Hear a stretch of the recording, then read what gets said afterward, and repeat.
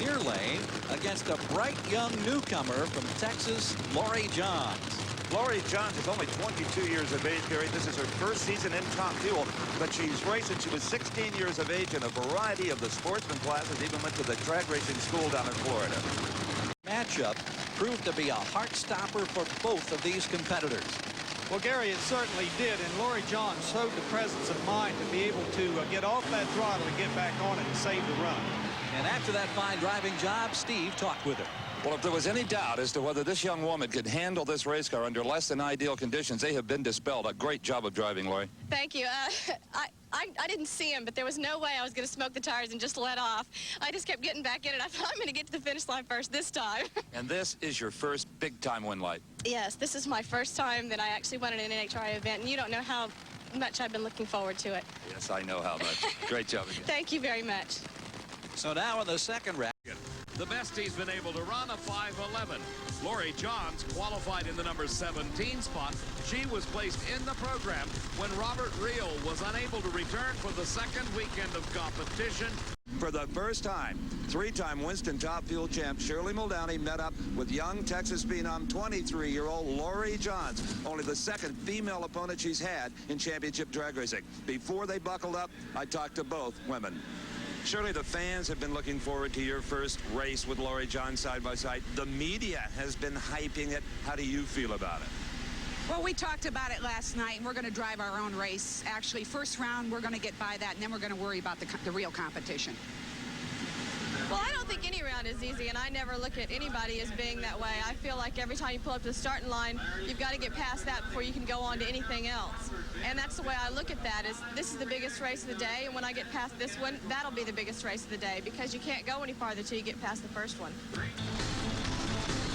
The media has had a field day with the potential of this contest someday. Well, it was time to quit racing in the newspapers and do it on the drag strip. Shirley Muldowney was off the starting line first, as she so often is. Suddenly, she lost traction. Then a fiery engine explosion. It was Laurie Johns all the way. At the far end, I talked to a jubilant Laurie Johns and a more determined than ever Shirley Muldowney. I'm so glad things went the way it did. I think we did it exactly right. And I wanted her to be comfortable and not come back and say that I tried to do anything to not make this right. And you know, I just wanted to let her do her deal and have it work out perfectly, and it did. All's right with Laurie Johns. Well, sure. Get LaHaye, exactly twice the age of Laurie Johns. But in this sport, as we've seen today, age means absolutely nothing. How quick and how fast can you cover 1,320 feet? They leave as one. Laurie Johns has won the Winter National. Laurie Johns becomes only the third woman to ever win in the Kings of the Sport Top Fuel Dragsters. Pretty good. Great stuff. You better believe it. And Steve is with the new Top Fuel champion. Laurie Johns has won her first ever NHRA national event. Congratulations. Thank you. You know, Steve, that they say that the luckiest man alive is one who thinks himself so, and I think I'm the luckiest person alive. Side by side, 5:03. She had a little edge off the mark. Oh, my God. Can you believe that? The slowest woman in the world off the start line I have. My father's going to be so happy because he teases me so much about being late off the start line, and I actually won one. I wouldn't be here if it wasn't for my crew. I've been called a passenger in a fast car, and that's really what I am. And I don't really have anything to do with this car other than I ride in it. And the people that deserve the credit are Larry Meyer, my crew chief, Ronnie Woods, Ted Fashing, my father, Terry Johns, and we wouldn't be here at all without the people at Jolly Rancher. They put us here. Does it feel as good as you always imagined it might? I don't know. I don't know. I mean, I don't know what's happening to me. I rolled around when I saw my car go through the lights first. I just thought, how is this happening to me? I mean, somehow I just thought it would never happen. You believed in yourself. Yes. If you work for anything long enough, good things will happen, Don Garlits. Yes, it will, and this is what makes Top Fuel racing so exciting. Watch this start. The cars are like they're welded together.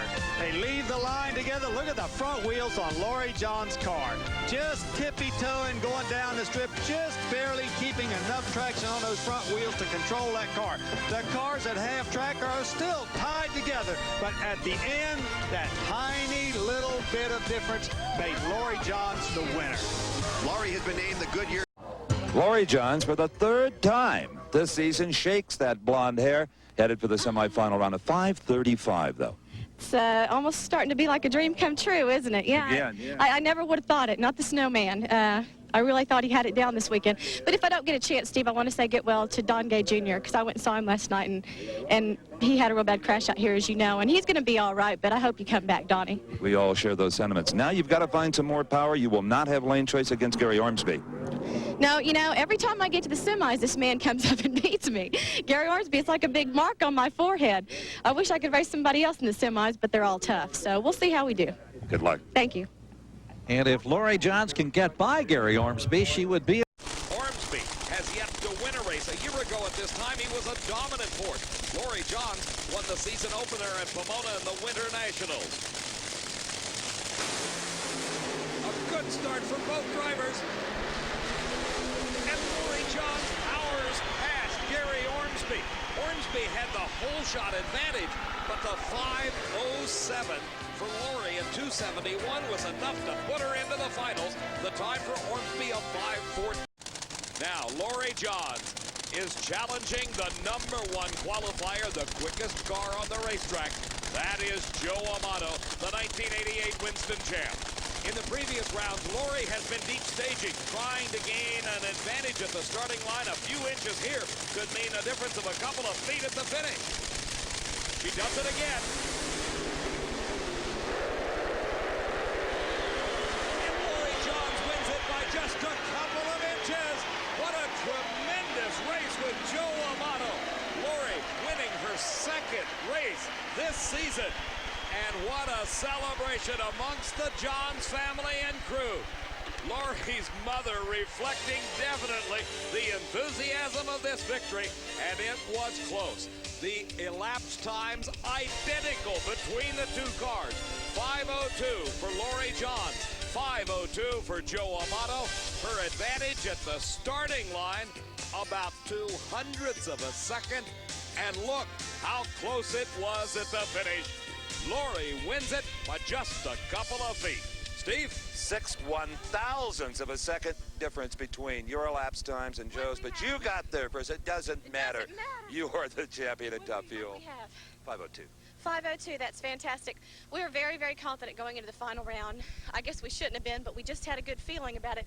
And we said we're going to win this race. And Larry Meyer, my crew chief, is probably the most brilliant man out here tuning one of these race cars today. And Ronnie Wood and Ted Fasting, my father, Terry Johns, and here they come. I can hear them honking on their way down here now. What a way to christen a brand new race car. Yeah, this brand new Jolly Rancher Top Fuel dragster is just absolutely incredible. And we wouldn't be here without the folks at Jolly Rancher, so it's nice to win at the Southern Nationals. There is something that I really have to say, though. There hasn't been a moment since Monday morning at 9 o'clock that there's a certain person that has been on my mind every single minute of every single day, and that's Daryl Gwynn. We've all felt that way, don't we? And he should have won this race this weekend, and he should have won every race this year. And my thoughts and my prayers have been with him every moment of the day. And we love you, Daryl, and we can't wait till you come back. And he wants you to go celebrate. We will. Steve, Laurie certainly reflecting the sentiments of everyone in the motorsports community. And look at this. In round #1, Laurie Johns is the only repeat winner in the Top Fuel category so far this year. And everyone... Lane choice, Don Garlits, by a mere 6/1000ths of a second here against Joe Amato. And even though the lanes are practically even, it's still an advantage. Amato loses traction. Laurie Johns crew with her fists in the air, and why not? 5 seconds flat. 270 miles per hour. What was... Boy, watching the replay, Amato was just brilliant on the starting line, but it was all for naught. They had been intimidated by that 499 earlier, set the clutch a little hot, and there she went. Instant smoke. Laurie Johns has now won half of the NHRA national events run this year, 3 out of 6. It's really hard to believe. If you'd asked me yesterday after qualifying was over if we were going to win this race, I would have told you the odds were no. But you just can't count out Larry Meyer and my crew. And this Jolly Rancher Top Fuel dragster is going to win the races this year, I guess. This brand new car. Your mom told me she's more relaxed now going to the finals. Are you? No, not at all. Somebody asked me if it was getting easier, and I don't think it's getting easier. It's easier because we're winning, but getting there's not any easier. 5 flat. 5 flat. That's not what I expected, but gosh, it won the race, so we can't complain about it. This is going to be a real fast car. It feels fantastic. Gonna be? It's real fast now. You can't really complain about it. It's just, I'm really, really kind of astonished right now. I can't believe that we've won 3 of the 6 races this year. It's very, very hard for me to believe. And you have padded your lead in the Winston Drag Racing Series points. I can't believe we're walking out of here number 1. I really thought that it would be somebody else. I thought we were going to have number 1 for 1 week and we'd lose it. Joe Amato, offering congratulations. And here comes round number 1. Now, Lori Johns, Corpus Christi, Texas, the last time she met up with Kenny Bernstein was 2 races ago, a special event called the 1 Racing. His competition is Lori Johns. Her Jolly Rancher Candy Special had trouble in early qualifying, exploding. The Top Fuel final at the Goodies Mid-South Nationals. Near lane, Don Prudhomme. He did not have lane choice. That's where Lori Johns put him. Lori Johns, the far lane where she's comfortable. The kids looking on.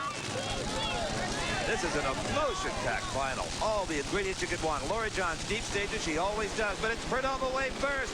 The snake in front, and the blower belt comes off. What a disaster for Don Prudhomme. The kids are a bit disappointed. One, they're rooting for Lori Johns, though. He's plenty happy. She runs a 5:07, and there's a happy loop. But the snake was definitely ready for Lori Johns. Look at that starting line advantage that he gets.